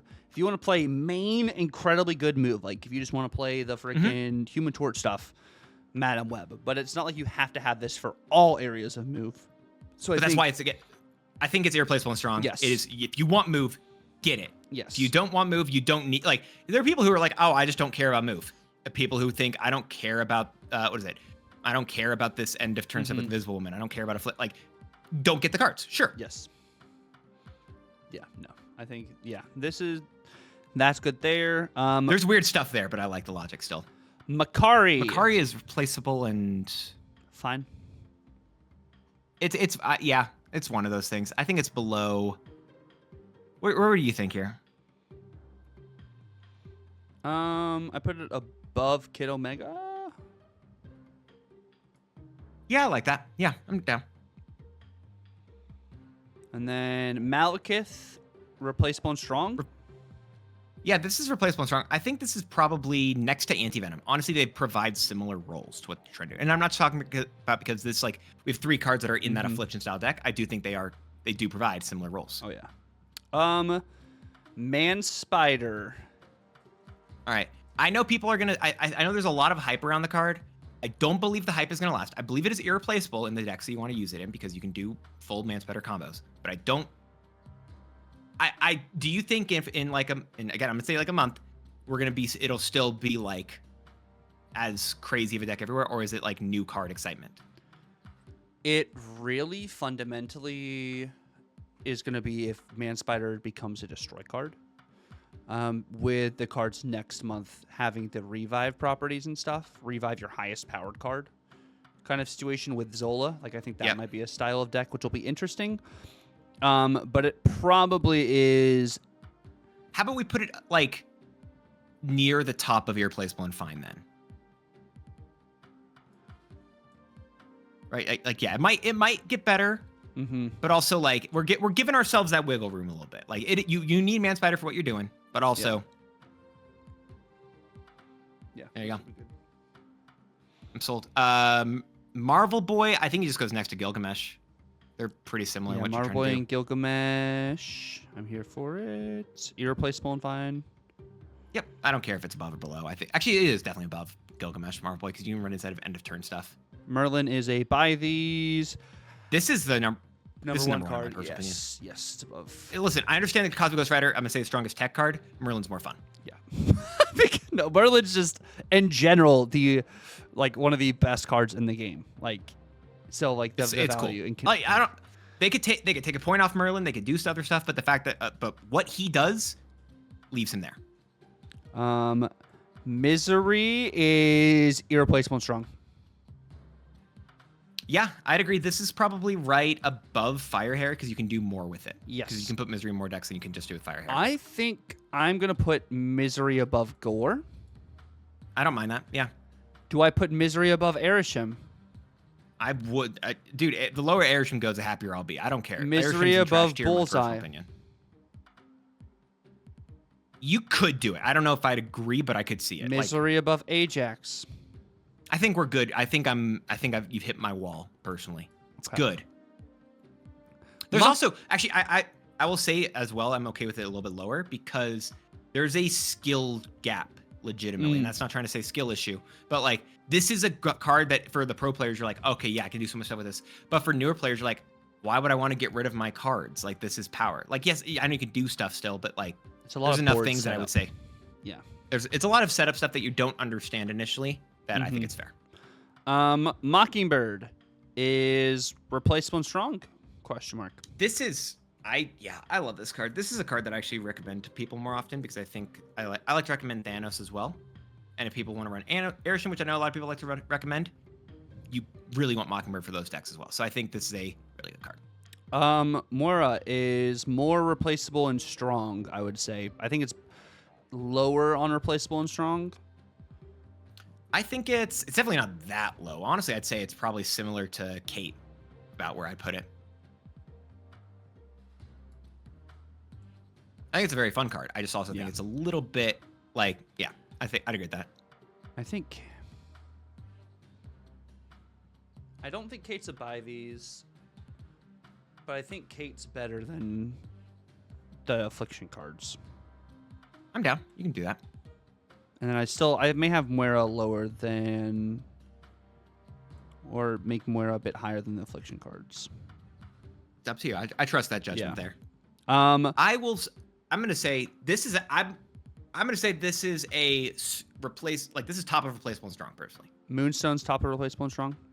I could see an argument for irreplaceable legitimately, but it's such like this is I think the strongest card that you don't need. But if you want to play right? Like I feel like this is like, especially for ongoing lists, it's so good. It's just insanely good. I could see an argument for irreplaceable, but like I want to say here. I want to just leave it here. Yeah. Morgan Le Fay. Irreplaceable. Fine. And fine. Yeah. I think this is better than Dormammu stuff. Yeah, and especially like I think next season probably will help with this too. So we're doing some inference here, but Fanta First Step is the bottom of replaceable and fine. Or trash. I think it's top of trash straight up. I do believe that the fall for dude. So if y'all didn't watch the Golden Gauntlet, there was they did, like I said, the word clouds, right? That they did. I think it was the first or second of the World's qualifiers. Mr. Fantastic First Steps was the most played card. They took him behind the shed when they made him a 3/4. Like that was. I think this card should be a 2/0. Personally, is where I want to be at with him. Make him a 2 cost again. Yeah. You're saying. Oh, there you go. Yeah, I think, but you make him a 0, so you get legitimately nothing out of him. Be interesting. Yeah, I don't know. Maybe it's supposed to, but that's I mean, fine. like 2/0, like Adam Warlock. You know, he has to get power to get draws and stuff. I mean, there's some interesting stuff you can do there. Namora is. I think Namora's not amazing. I think it's probably replaceable and fine. I think it's very similar to Kaori and Frankie Ray. But I'd say Kahori is better than Namora. And I think Namora is... Frankie Ray and Namora are in the same decks. But I feel like... Actually, I think Namora's probably worse than Clea. Worse than Kang, but probably better than Jim Hammond Torch. I like Jimmy a bit more. Can we put Jimmy up above Namora? No. I don't think Namora's that great. Okay. Nico is by these. This is forever going to be a buy these. I don't think I've ever changed my mind on this. I do think it's now like, I will forever say that I want it. And I think just for my own sake, can we put tech card at the last, even though I understand it, I think it's the best tech card in the game. For my own sanity, I don't want, like we put 2 tech cards at the top of our buy these for series 4, which if y'all didn't watch that, you can go back and watch it. But I do think, Okay. Nightmare is no longer trashed here, but I think he's irreplaceable. You think he's irreplaceable? Oh, because of... Is it... I guess, do you not? No, I could see him irreplaceable and fine. Yeah, that's where I'm thinking, but I I'm understand putting that him you oftentimes have a like... better pulse on the meta than I do. Above Agent I think Haivo's better. Or sorry, Haivo's worse. I think Haivo's worse. I think it's a better... Like I'm seeing more Nightmare run, and maybe that's also because the current meta that we're in with more Man Spider. But I do believe it's a better card than that stuff. Yeah. Nocturne is replaceable Cerebro and 4, fine. and that's it. I think it's actually. I honestly think this card goes below Jeff. Better than Torch First Steps, I agree. Yeah, like it's not good. I'm not saying it's a trope. Mm-hmm. Yeah, I stand by that. Penny Parker's replaceable and fine, not trash anymore. Dude, it's insane how it's literally Man Spider that saved a few of these cards here. I would say. Better than Nocturne. Better than Jeff. I'd currently, and that's just because of Man Spider, I'd put her below Hulkling. I don't hate that. Yeah. Prodigy is irreplaceable and strong. Hot take, I think it's by these. Ooh. I disagree with it being in legitimately, like, I think it's strong, but I also think it's a buy these because it's just, you can do so much with it that it's like, it's one of those really cool, fun cards where you can just say, hey, just open the door, whatever you want to mess with, go for it, have fun.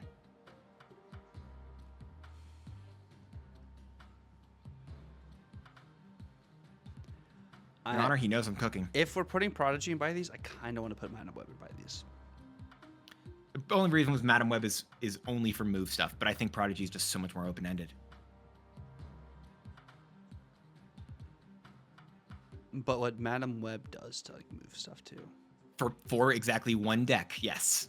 But that's the same logic. But you can also use that Madam Web. You don't have to have Madam Web I mean, you can use Madam Web in the other move decks and also gives you value for your Stomper and stuff too. Like,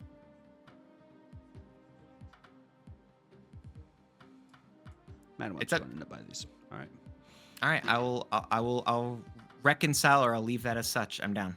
Proxima is Proxima still like kind of irreplaceable, but like, or, I mean, you're not seeing it in every discard package, but like, the value this card just gets is always solid if it's included, you know? I could see that. Yeah, I think it is just like you are right. It's just getting value where you're going to use it. It's I think it's also still just free power as well. I think it's still replaceable though. But like, yeah, below Mora probably above Affliction cards. I think it's above Moira. I'd argue, above Moira, but then I'm good. Below Cape. Yeah. Yeah, I like that. Red Guardian right now. I don't want to put another card in the buy these, but I kind of want to put another card in the buy these. You think Red Guardians? Like actually, how much worse is this card going to get in like 2 weeks when we get Deafening Chord? So Deafening Chord only targets 3 costs or less. Red Guardian can target any cost. But it always hits the lowest cost, whereas you get the benefit. The Red Guardian always hits the lowest power. Lowest power, whereas Deafening Chord is just random and that's such. I kind of feel like, okay, I know I said Moonstone was top replaceable and strong. Red Guardian might be right next to her. Yes. I think Red Guardian just barely. I don't love it, but yeah, you're right. Yeah. It would be this. Like, this is the top. I disagree with the irreplaceable fine top being Blink. That's really the best. Like, I guess it is fine. Yeah, I want that. Again, there's meta bias potentially with Man Spider, but I think that's better. Yeah. Red Hulk is replaceable and strong? Yeah, this is definitely just replace. Is it still strong? I actually feel like it's fallen off a good chunk since we've last seen it.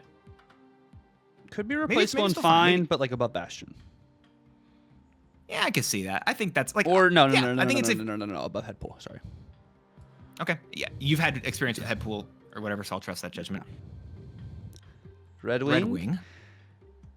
Is Red Wing this is the bottom of fine? Irreplaceable and fine. Yeah. This is the bottom of Irreplaceable and fine. Like, this is, you understand you're playing a Red Wing deck. You're not expecting it to be the best, but you know you're playing a Red Wing deck. You have to play Red Wing. I'm giving up my hair. I'm gonna hope I can leave it back. I don't want to have to keep being Red Riding Hood, by the way. Rocket and Groot is replaceable and fine. I think they're better. I think they should be getting such better play rate, and they aren't. But also, I agree with this. Is it I feel like above Nocturne? Below Jeff? My headcanon has it above Ares, but I think that's more accurate to where it actually is like landing in terms of power level. All right. Sage is replaceable and strong. Yeah, I think it's just a replaceable and strong card. I think it's probably...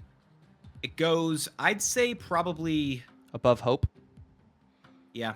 Below Galacta. Can you swap Galacta and Captain Carter so Moonstone and Captain Carter are next to each other, at least vertically? So Captain Carter can be in the front row and then buffing up Moonstone. Sam Wilson is irreplaceable and strong. Is it still strong? I was going to say this goes top of irreplaceable and fine, actually. I don't hate it top irreplaceable and fine. I think there's an think argument for strong, but I don't think it's not as strong as it once was. I think like in the meta we're in currently, it's strong, but in general, it's probably more just fine, but like close to strong. Yeah. Like I think it's good, but it's also like that's why I'm saying it's top of the fine. Yes. I don't know. We're doing good and okay next time.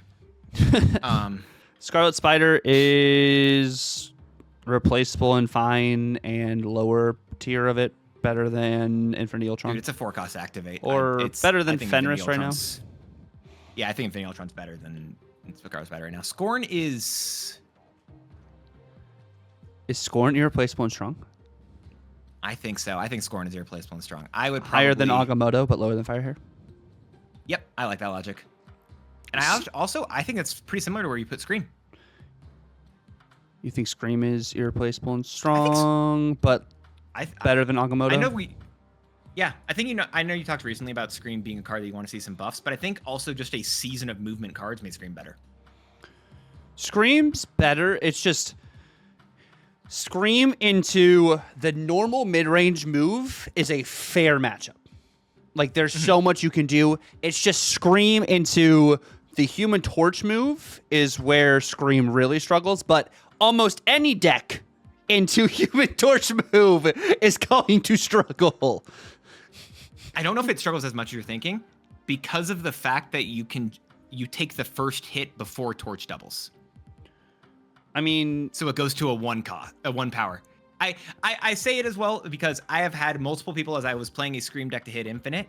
I played Scream, it hit their Human Torch on its first move, put it 1 power, they retreat. I had that happen at least twice that I remembered immediately. So I think I think it's better. Maybe I'm entirely wrong there. Maybe some sort of bias there. But I do think there's a card that we're going to be talking about in a little bit that kind of is like, okay, well you hit my torch, it lost some power, but I can move this multiple times in one turn. So your Scream hurt it a little bit, and I'm still going to scale, kind of thing. Well, I don't know what good boy you're talking about. Cersei is probably trash. I think it's better than Black Swan. I wish Cersei was better. I feel like is Cersei not getting played right now? I've been having Untap, by the way, up in the background this whole time. Getting played, but it's just like, there's a buy these card that has a better cost to, You're not wrong. I think Cersei could be a 5. I think Cersei should be a 5/9. But if she's a 5/9, she goes replaceable and fine. Not just because they rhyme. Yes. And that kind of do. Silver Sable is replaceable and strong. Yeah. I'd put it below Kate.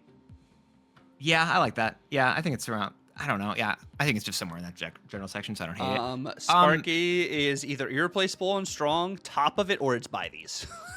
I think it's irreplaceable and strong. Because the same reason I don't think Madam Web is amazing in that by these category, but I'm gonna leave it as such. I think it's that logic. But Sparky's like top of irreplaceable and strong. Oh yeah, I'm not arguing. Wouldn't be arguing that in the slightest. Yeah. Speed is replaceable and strong. Aranya, I think, goes to 4th place. You like Speed more than Aranya? Yep. Speed above Frigga? I really think Speed's a great card. Speed is not better than Frigga and Aranya. It's just base, it's so easy just to become a 3/9 with just playing the game normally. I don't know. I think it's, especially as early game players are trying. I don't know. If you want to say lower, it's fine. But I think I put it above I would put Mockingbird it personally. That's fine. I think okay, at least above Iron Patriot. I'm gonna ask Iron Patriot above it or below it. No, I think so. The Iron Patriot value is better than the speed value. You have to still fight for the Iron Patriot. I don't know. You go Iron Patriot into. All right, whatever. I'll move on. I'll move on. We got enough cards. I don't want to take more time as we talk about the newest card, Spider-Punk. Replaceable and strong. Yeah, I agree. I don't know. I'm still not as high on this card. I think it's fine. I just also don't think it's as amazing. It's just getting a lot of play rate because it's the new season card. Above Sable. Sure. Starbrand is. It's replaceable and strong. Mm-hmm. Or is it replaceable and fine? I think it's strong. Starbrand is strong. Okay. I think it goes above the Affliction. I think it actually goes above Sage. It's either above Sage or above Hope. I'd say above Hope. Then yeah, I'll say above Hope. I'll leave it at that. Stardust. It's a tech card. I don't know. Where is are we it putting tech kind cards? of? It's fine. It's not irreplaceable and fine. I don't think it's irreplaceable because the list that we're trying to like use it to like make it so you didn't get the sentry stuff didn't really pop off in the end. I don't think it's strong either. We aren't seeing a lot of it anymore. Remember we even talked about this with Warren, where it's like the argument with Starbrand was like, hey, what if I just run the thing instead of in this deck because it's just the same as doing nothing in a lot of matchups. It's good in like one matchup. I think it's over here. I think it's around area like that. I think it's in the top line of replaceable and fine, maybe, but like it's also not that amazing. Better than Penny, Kahori, Frankie, Clay. Yeah. Yeah. Strange Supreme. I think this is irreplaceable and fine. Yeah, and it's above Joaquin. Yeah. Joaquin's high. Joaquin should probably go down like a few pegs. Joaquin above Dormammu. I think that's better, yeah. Surge. So like, can I just put Surge? Is Surge by these? I don't want to say that we should have. I don't like having six cards and buy these. We should have six. This is a card and buy these. All right. Okay, hold up. If I'm willing to put Prodigy and Matt in irreplaceable and strong, or maybe not even irreplaceable. I don't know. Like it's top of a list. Can we put Madam Web down one as well? I'll put Prodigy below Sparky. Deal. Sold. And I'll put it above. Actually, I think it's actually. Is it a replaceable card? I feel like it's replaceable technically. Prodigy is. Prodigy, replaceable and strong, like right. Yeah. No, I'd say it's still top. I'd say it's top of the replaceable and strong, or top of replaceable and strong. That's fair. Cool. All right. I feel better about this list immediately. I'm so much better. Like legitimately, that the Madam Web was bothering me. This feels chiller. Surtur. Replaceable and strong. Yeah. It's the fact that it doesn't even like it's so difficult to even trigger for your own but we put up I put it below Starbrand. Honestly, I think you could put it let's put it below Bob. It's below take, Kate. Below and yeah, above Spider-Punk. I think of one more time. I think one more time it goes lower. I think Punk is better than it. Yeah, okay. I don't hate that. Symbiote Spider-Man is replaceable and is it replaceable? I feel like it's you're just trying to get another on reveal typically happening. Replaceable and fine, but above Penny or above Kahori. Let's put it below Penny. I can't see that. We got the can you zoom scroll down? Thank you. Okay. Yeah, I'm down with that. Sure. Thaddeus Ross is. I don't think it's trash. There's like 2 or 3. Like it's used in very few lists. Actually, all right, fine. Let's move. Can we 2099 Zemo down? There's a chance Thaddeus might join them, but I think those two should just go down. I think Pedro is above Baron though. Oh, I'm fine with that. Thanos is irreplaceable and strong. Irreplaceable. Is it strong right now? I feel like it's actually closer to fine. I don't think I've been seeing a lot of Thanos. I mean, Monty having Thanos gives you those extra draws to help you in that deck in general. Oh yeah. Well, why'd you remind me about Erisham? Whatever, fine. I'm over it. Ancient one is Cerebro 5, and that's literally it. This is a card Victoria that is. Yeah. But it's replaceable and fine. Yeah, this is like. It's a low card. I don't. I think it's lower legitimately. It's next to Fenris, I think. Yeah, I don't hate that. I'll put it above Scarlet Spider. I don't want to do that to your boy. I know you love him. Yeah. Thena is irreplaceable and strong. Yeah, I mean, it's just for that end of turn deck. It's a very good card inside of that pile. You want it, definitely. It's great there. Yeah, Or do you put I'd above put it above Airsham? Above Bullseye? Yeah. I'd leave it above Airsham. I don't. Yeah, above Bullseye. Deal. Okay. Thing for Steps is kind of irreplaceable. If it's replaceable, it's replaceable and strong. Why do you think it's irreplaceable? Because I feel like I don't know if I'd say it's that. Well, I mean, just the concept of it too. Like, I destroy a card that has minimum 8 or less power. It's better than like a Shang-Chi in certain instances when it comes to like. I mean, yeah, I feel like it falls in tech then. Yeah, it falls into tech, but like I think replaceable and strong. It's not just like replaceable and fine. No, I think it's replaceable and strong. I think, especially with what we've defined as replaceable and strong, I think that makes sense there. I think it would be better than Surtur. I feel like I think it's better than Starbrand. I don't hate that because of the destroy property. This you have to like turn off the ability besides hand. Yeah, that's the reason. Superior Spider-Man is replaceable and fine. Replaceable and fine. Top of replaceable and fine for right now. I don't think it's top. Like, I think the cards. I think it's you have enough other cards that are trying to do the energy generation that we even have higher in the list. I feel like it's like, yeah, I'd put it at least third down. I feel like that's probably a fair place for it to be at. Toxin is irreplaceable for bounce decks. That's about it. There aren't that many, but that would be the place where you have it. Irreplaceable and fine above Conchu, or above Galactus, below Conchu.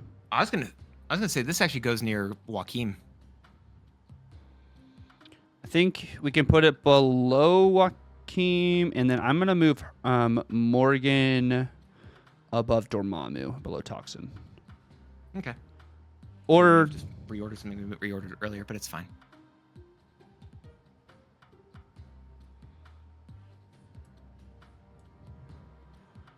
I think Herbie might be a little high. You know what? That's the answer. Yeah, that's why I was feeling off. Put it there. I like it. Yeah. We got U.S. Agent. U.S. Agent is replaceable and fine. Yeah, I think it's replaceable and fine. It's a good card. I think I'm fine with that. So Victoria Hand is irreplaceable and strong or buy these. Mm-hmm. It's one of those. I'm gonna say irreplaceable and strong. I do think it's right. I think it's above Invisible Woman. Yeah. Yeah. I like it. Right below Jocasta, or do you think she's above Jocasta? I think she's above Jocasta. Slightly. It's a coin flip, so I'll take either answer. Slightly. Viv is placeable and fine. Mm-hmm. Even during her season. Like, doesn't matter they gave Nakia a point of power, doesn't matter they gave her a point of power. Just both those cards needed a point of power. They just are both replaceable and fine. Above Penny. Because of current season, can we put her to above Kaori? Because you have symbiotes merge. I'll put her above Symbiote Spider-Man. Okay. I'll take it. Warlock. Is it irreplaceable? Irreplaceable and fine, and it is... I think it's actually next to Fallen One. I think they both happen about as often as the other one does. Actually, no, it's next to High Evolutionary. It's High Evolutionary card. Okay, and then I kind of want to move Gilgamesh and Marvel Boy, but I could argue. I think there's a bit of leeway we can give in these middle ones, but I think we should keep going. Okay. War Machine is irreplaceable and fine. I could see this being. Is it bottom of irreplaceable and strong? Do I want to say that? I might. Do we put it above actually Agamotto and irreplaceable and strong? I could see it. Yeah. White Widow trash. Yeah, Better than the Black Swan or worse than the Black? This I think worse than the Black Swan. Worse. Okay. Worse. Wiccan is a buy these. Yeah, all right. That's 5 buy these. I'm sold. Leave it at that. Leave it as such. There's no more buy these. I think it's. Is it this order? Can we put Cosmic at the back of the line? Again, I don't want to recommend tech cards more so, but I think it's that. I like that. Okay. Zorn is replaceable and fine. Yeah, it's actually getting played recently, so I think it's probably going to be in. Yeah, I don't. Above Frankie? Or above King? Yeah, Maybe just above King, actually. Above King. Above King's better. Yeah, I like that. Zombie Captain Marvel? Honestly, this is trash.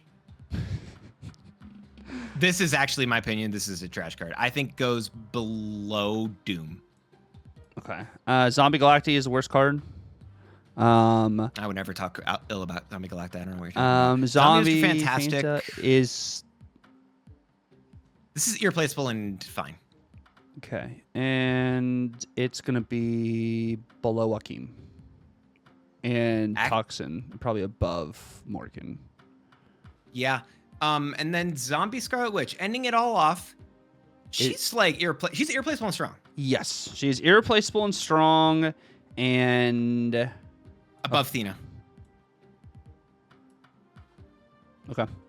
From like the deck enabling perspective and everything too. Exactly. Mm-hmm.